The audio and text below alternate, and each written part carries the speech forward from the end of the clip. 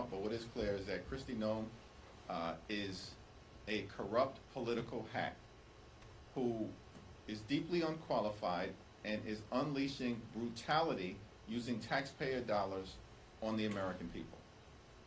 ICE is out of control and operating in far too many ways in a lawless fashion, and the American people know it, which is why the American people have turned against Donald Trump and his extreme immigration policies.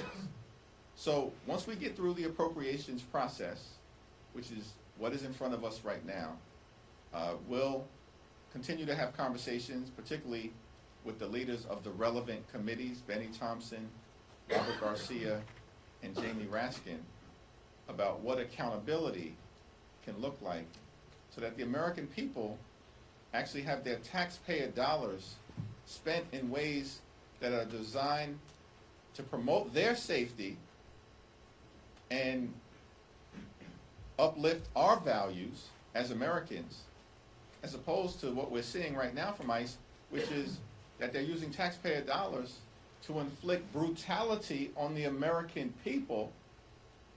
And in the instance of Renee Nicole Good, killing an American citizen in cold blood. Thanks. Back to this side. Sorry. Thank you, Leader. I want to get your thoughts on protesters going into a church in Minnesota during worship hours. Is that okay? Do you support that? Especially when one person who was involved with that was Don Lemon, who's been a guest of yours on the show before.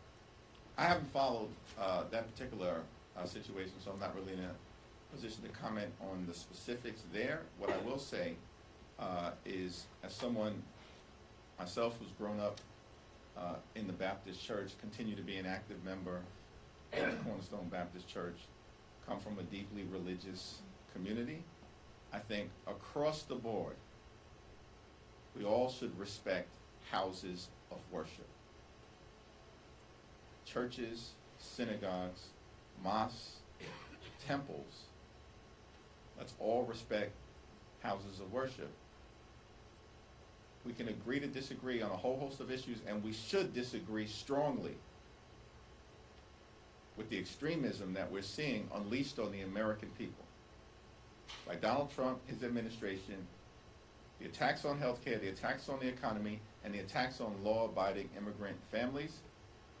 We should disagree with those things with righteous indignation, and not being familiar with the specifics of what may have happened in Minneapolis. I certainly believe that all of us, consistent with the First Amendment and freedom of religion, should respect houses of worship. Thanks. Just to push a little bit further on ICE, I mean, we talked about accountability. You say in this joint statement that you just put out that we've tried to push for different accountability measures, but they keep getting rejected by Republicans. You're obviously encouraging your members to oppose DHS funding, yet Speaker Johnson is saying he believes he has the vote. So really, what more can Democrats do to hold ISIS to the process? Well, what's in front of us right now is the fight around the appropriations bill. And as we indicated in our statement, the American people deserve an immigration and customs enforcement agency that conducts itself in a manner consistent with every other law enforcement agency in the country. That is not too much to ask in the United States of America. But ICE is totally out of control, using taxpayer dollars to brutalize American citizens and law-abiding immigrant families. So what we will continue to press are common sense changes that should be mandated as part of the law, including but not limited to judicial warrant requirements before American citizens can be seized out of their home or while driving to and from work or picking up their children from school. We believe that body cameras should be mandated, as is the case with every other major law enforcement organization across the country. There should be an explicit prohibition on the excessive use of force and the law should be made clear that no one in this country is above the law, and therefore ICE agents who break the law don't have absolute immunity. We believe there should be a prohibition that's explicit in the law that prohibits ICE from being able to storm churches, synagogues, mosques, houses of worship, hospitals, and schools. Let's start there. That's consistent with prohibitions that exist or protocols that exist connected to every other major law enforcement agency in the country. Why should ICE be conducting itself any differently? And there definitively should be a ban on masks and an explicit prohibition that would prevent ICE from detaining or deporting American citizens. These are the things that we will continue to push for today, tomorrow, this week, next week, this month, next month, until ICE is brought under control. Thanks. You, middle, sorry, yeah. All three of you raised your hand at the same time, so I was a little confused and thrown off. Thank you, Mr. Leader. I wanted to know, so today the House, as part of this legal package, you guys are voting on, you guys are actually increasing, or you would increase the budget that's going to the Department of Housing and Urban Development, and that is a rejection of the cuts that the White House wants to do on a lot of thousands of housing programs. What does it say about your colleagues across the aisle that they're willing to go against Trump's wishes on that?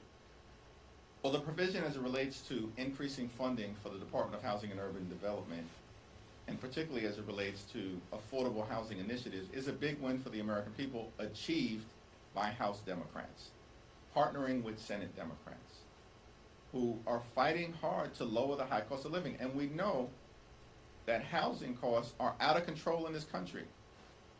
Donald Trump basically wants to eliminate the Department of Housing and Urban Development and affordable housing programs. We know this to be the case. And the so-called HUD secretary is deeply unqualified. I don't even know the dude's name. That's how irrelevant he is in terms of policy making at this point in time. And basically he's undermining his own agency. And so Democrats and Republicans who have joined us, I think now recognize, particularly after Republicans were decimated and crushed electorally in the midst of the longest government shutdown in American history that they caused, and then were losing races all across the country up and down the ballot, that they need perhaps to partner with Democrats who are leading the way on dealing with the affordability crisis in this country. And that, I think, is one of the reasons why we were successful, led by Rosa DeLauro and Jim Clyburn, who's the top Democrat on the HUD Transportation Subcommittee, in achieving this important victory for the American people. More than $40 billion in increased funds for the mission of the Department of Housing and Urban Development, designed to ease the crushing housing burden as it relates to costs on the American people. Thanks. Really active group today. Going back. Thank you. Yesterday, 9 House Democrats voted with Republicans to hold former President Bill Clinton in contempt. Were you or your team trying to advise those members not to vote on contempt, and what is your position on whether the Clintons should be held in contempt? I strongly support the position of Robert Garcia and Jamie Raskin, and have indicated that publicly, and also in my conversations with any member who has asked for my perspective on this issue before the committee. When it gets to the floor, if we need to have a broader caucus-wide conversation about it, we will. And my position remains unchanged, and it's the same position that is held by Robert Garcia, Jamie Raskin, Nancy Pelosi, and many others, which is, to the extent that anyone in this town or country should be held in criminal contempt,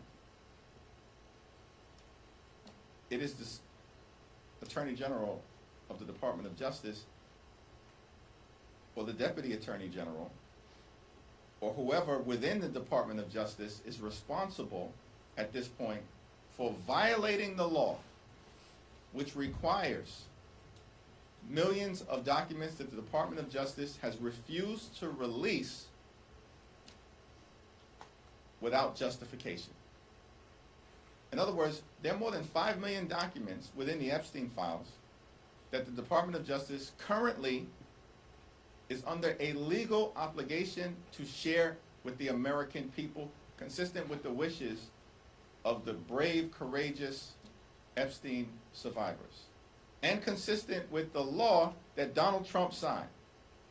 The Department of Justice was supposed to release those documents, 5 million documents, by December 19th. More than a month has passed. And the Republicans have shown no interest in actually compelling the Department of Justice to do what they are legally obligated to do at this period of time. That sounds to me like contempt. And we should start there. Do you think the Clintons have questions to answer for? I think that the Clintons are working in good faith to try to reach an accommodation with the oversight committee in order to sit down and offer their testimony, which is part of the reason why, in my view, the effort by James Comer lacks any credibility, because it has always been congressional practice that if someone's under subpoena, you work to find a reasonable accommodation in order to receive their testimony. Now, James Comer subpoenaed more than 10 different individuals, and he's released every single one of those individuals, including 8 members of law enforcement, like Christopher Wray, the former FBI director, who was the FBI director when Jeffrey Epstein was in custody and ultimately killed himself. And Christopher Wray and all of these other individuals were able to say to the committee they had no information. Very similar statement that the Clintons made. And Christopher Wray and all of these other Trump administration officials were released from any obligation to show up. And yet James Comer demands, even in the midst of good faith negotiation, that the former president and the former Secretary of State and First Lady show up. Why? Why did he make that demand and treat them differently than every other person who was under the same subpoena, who were actually part of the Trump Justice Department when all of this stuff unfolded? And so, again, I share the same position that Robert Garcia and Jamie Raskin hold, and hopefully there'll be some resolution to this in the next week or so. But if Comer tries to bring this resolution, he wants to lock Hillary Clinton up, consistent with what Donald Trump's been saying now for 10 years, lock her up, as opposed to actually focusing on the things that matter for the American people, then we'll deal with it appropriately. Thanks. Oh, yeah, okay. On Judge Perlman's decision in the New York court, I spoke to Mike Lawler, and he characterized this as a partisan exercise. He accused you of corrupting the New York courts. Should we expect... I didn't know I had that much power. Should we expect partisan gerrymandering in New York? What you should continue to expect is that Democrats are going to fight for a fair national congressional map. Period, full stop. We told everyone this when we first came through this moment. Told everyone this. But for whatever the reason, people were skeptical about the Democratic capacity and willingness and ability to fight back. Republicans started this gerrymandering fight. Democrats are going to end it. forward to my meeting later on today with Governor Wes Moore. The people of Virginia are going to have an opportunity to vote on a fair map in the Commonwealth in the next few months. We're going to fight back against the effort by Donald Trump, Ron DeSantis, and Florida Republicans to gerrymander the congressional map in a state where the map is already gerrymandered. And this is not going to end well for Donald Trump Republicans and the extremists. Thank you, Mr. Leader. Included in this new lambasts funding, though, is $5 billion for refugee welfare programs. Amid this affordability crisis that we speak of, why is it the responsibility of the taxpayers to pay for refugees when we have a homeless and unemployment crisis? I think that's a question that you're going to have to ask Speaker Mike Johnson and the Republican chair of the Appropriations Committee, Tom Cole. Several of your members are planning to vote for the DHS funding bill. Does that undermine the argument that you just made and that many of your members have made that ICE is out of control and needs to be reined in? I think you'll have to ask every individual member who's going to vote the best interest of their district why they've chosen to vote one way or the other. Thank you, Mr. Jeffries. Do you have any concerns about voting no on that DHS funding bill, given that DHS obviously isn't just ICE, it's also TSA agents, FEMA, particularly ahead of what's projected to be a pretty big snowstorm in the country this weekend? Yeah, we will continue to support FEMA. We will continue to support the Coast Guard. We will certainly continue to support the TSA, but we are not in a position to support the lawless behavior by ICE to use taxpayer dollars to brutalize American citizens. Thanks. How is the proposal going to be sewed together as one giant package that the Senate? Are you urging Senate Democrats to oppose that whole package?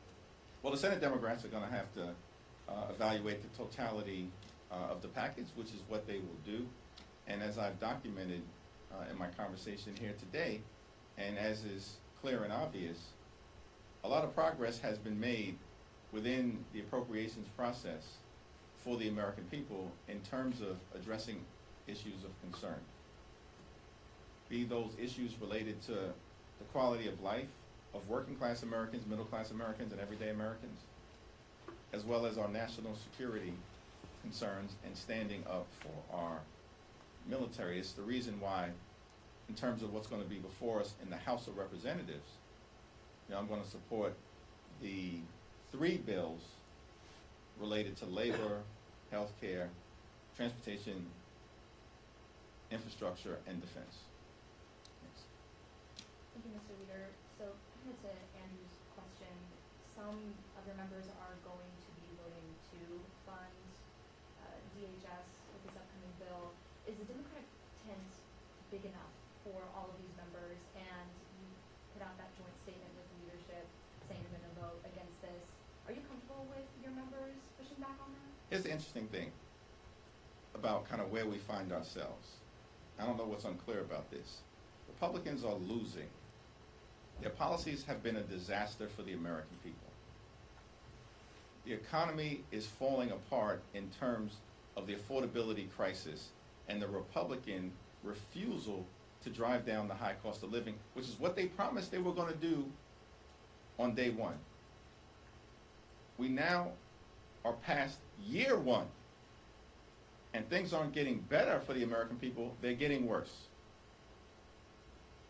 Donald Trump and Republicans have created a healthcare crisis that is devastating to everyday Americans, yet they can find $40 billion to bail out Argentina, spend billions of dollars trying to run Venezuela when Donald Trump and his administration don't even know how to run the United States of America, but they can't find a dime to extend the Affordable Care Act tax credits, which means tens of millions of people, as we speak, are at risk of being unable to go see a doctor when they need one.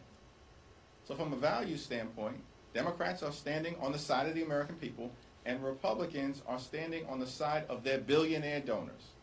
Because all they care about, Republican extremists at the end of the day, are massive tax breaks for their billionaire donors and subsidizing the lifestyles of the rich and shameless, the wealthy, the well-off, and the well-connected. Now, as Democrats, our view of governing is clear. Unity is different than unanimity.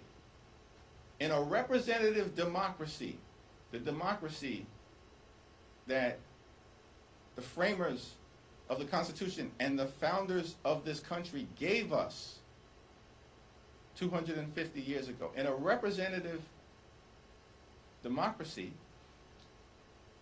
you're never going to achieve unanimity on every single issue if it's functioning the right way.